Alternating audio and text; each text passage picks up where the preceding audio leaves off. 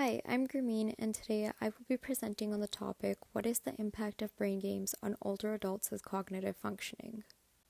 Okay, so why is the brain games industry so popular? So, as we see an increase in life expectancy, we have a corresponding occurrence of neurodegenerative diseases.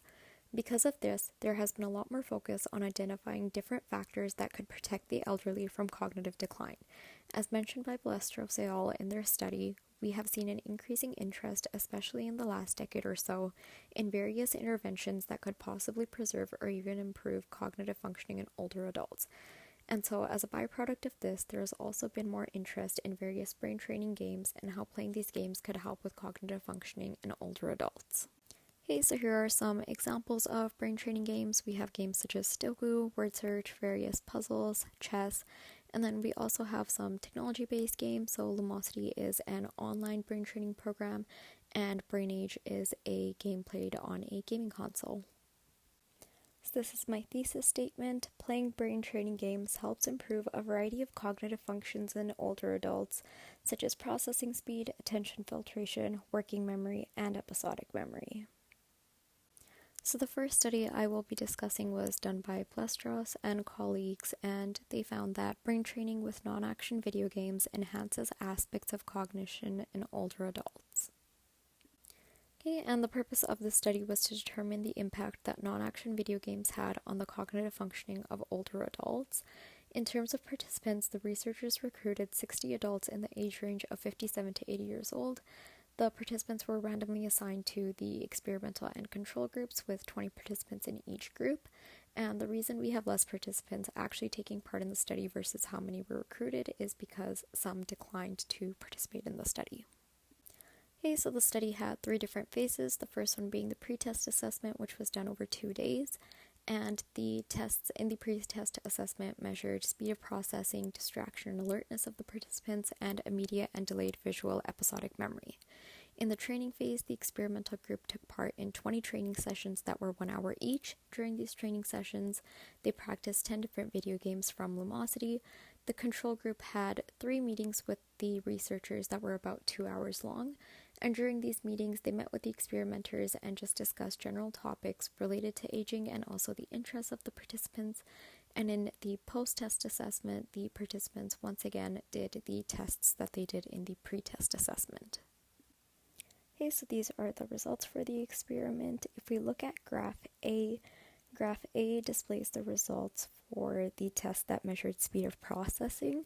And so if we look at the control group over here, we can see that there is no real differences in reaction time between the pre-test and the post-test assessments. However, if we look at the experimental group over here, we can see that for the choice reaction time, there is a difference between the pre and the post-test assessments, with the post-test reaction time being lower. So graph B over here, this measured the distraction or alertness levels of the participants. So again, control group, no real differences or differences that were statistically significant, whereas with the experimental group, we can see that the level of distraction went down in the post-test assessment, whereas the level of alertness went up in the post-test assessment. And then graphs C and D measured the tests that measured immediate and delayed visual episodic memory. And we can see that in both cases, the control group, the scores were about the same between the pre-test and the post-test assessments, whereas for the experimental groups in both cases, we can see that the scores improved for the post-test assessment.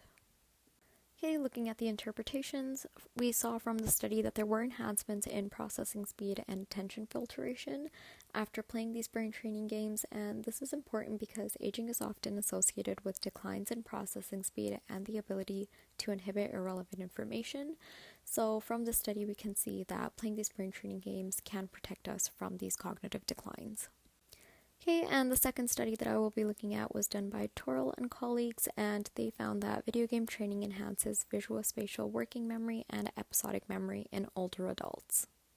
Okay, so the purpose of this study was to determine if cognitively healthy older adults could benefit from training with non-action video games, And the participants for this study were 40 healthy older adults from a senior center, and they were randomly assigned to the experimental and the control groups. The experimental group, one participant did decline to participate in the study, and the mean age for the experimental group was about 70 years old, and for the control group was about 73. Okay, so this experiment had 3 different phases and then a 3-month follow-up. The first phase was the pre-training phase, in which the participants took part in a variety of assessment tasks that measured their visual-spatial working memory, their short-term memory, and their episodic memory. The second phase was the training phase.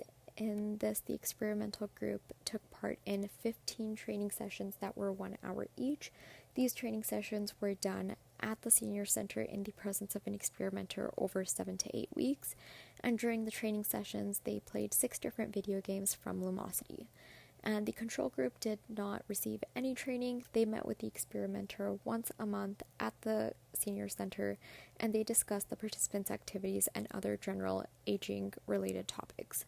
And so in the post-training and 3-month follow-up, the participants again took part in the same assessment tasks as the pre-training phase.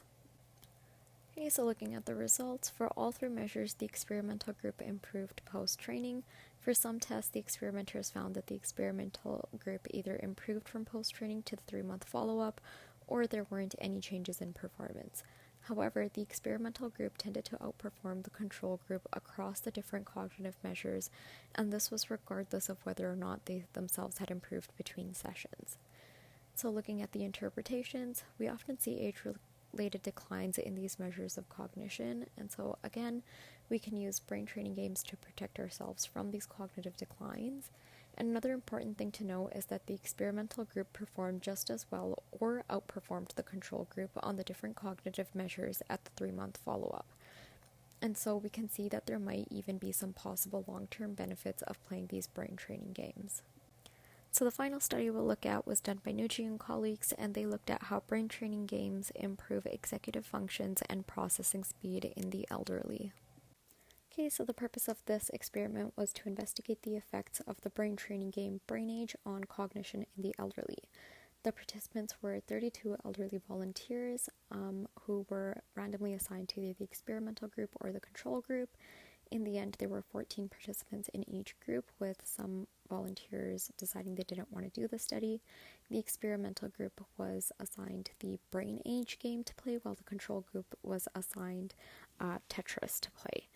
And all the participants were classified as non-gamers, which meant that they reported playing less than 1 hour of any kind of video game per week over the past 2 years, and the mean age for both groups was about 69 years old. So the experiment had 3 different phases, with the first one being the pre-training phase.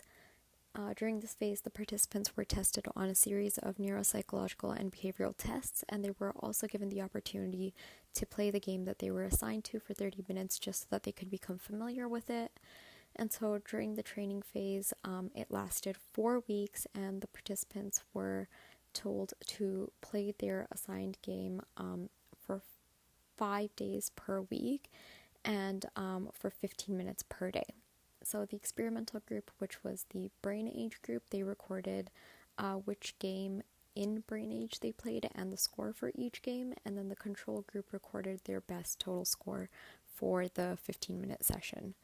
And so the post-training phase, they were retested and re-examined on the neuropsychological and behavioral tests that they had previously done in the pre-training phase.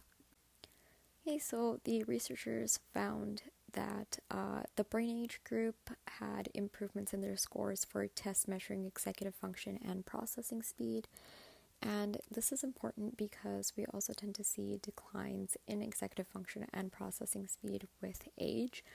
But again, we can see from this experiment that we can offset these declines in cognition by playing these brain training games. So in conclusion, we can see that these brain training games overall do have a positive impact on the cognitive functioning of older adults. And we can see this from the various studies that we discussed, as we saw improvements in processing speed, attention filtration, working memory, and episodic memory. And overall, these brain training games can protect against cognitive decline that is commonly seen with aging.